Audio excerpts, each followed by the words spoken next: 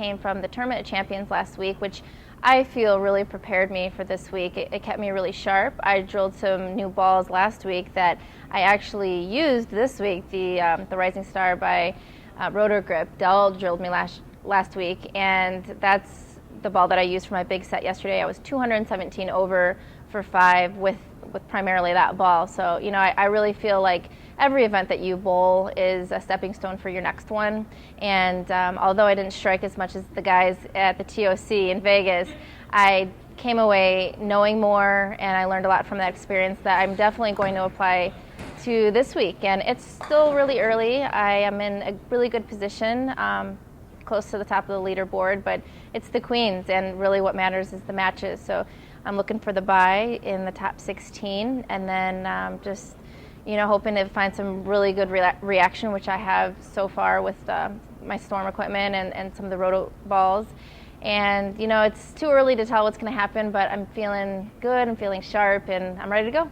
Yeah, I have always been such a low-maintenance bowler. I mean, I'm not going to carry a towel around with me because I'll probably forget it. I wipe my ball on my shirt. I mean, I'm pretty much no frills when it comes to preparing or, you know, getting it together on the lanes. I keep it really simple, and that's something that I've been taught by a lot of my coaches throughout all of my years of bowling. I've had some really great coaches that have you know, stressed to me the importance of not thinking too much and just keeping it simple and really paying attention to what matters. And, you know, sometimes it's hard because you're out there and you're looking around at the scores and other bowlers and what they're doing, and it distracts you from what you're supposed to do. So I've definitely done a very good job here at the Queens focusing on my ball reaction and making sure that I'm really staying within myself and not looking around. And you know, it's also really cool to have fans behind you. And I met the best family last year at the US Open when it was in Dallas, and they came out again. They have not missed a frame that I've bowled. They're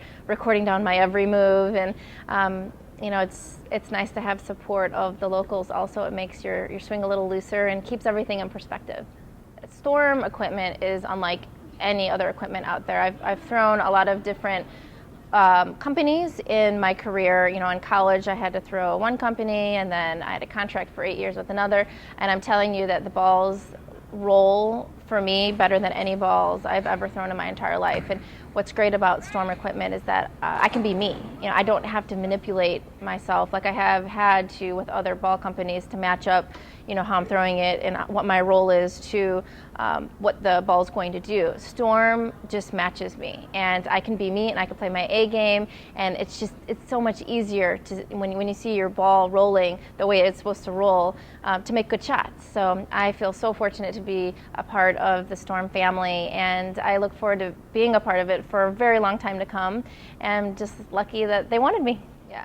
Winning the USBC Queens is definitely on my bucket list. It's you know, winning any major in our sport is a really big deal, and I got really close in 2007. I finished second, and I was high qualifier. I didn't lose a match, and I got to TV, and I made some pretty big mistakes, and I learned from that experience. It was my first time on live TV, and I pretty much made every mistake in the book. And but it's moments like that that allow you to go on to win. And I know my next live appearance that I made on TV, I didn't make those mistakes, and I won my first PBA women's title after my big upset at the Queens. And winning the Queens would definitely check something off of my bucket list that I've been dreaming about since I was a little girl. And you know, I'm just going to put myself in the best position to get there and do what I can. And if it's not this year, then, you know, in 1 year to come, I know I'm going to be there.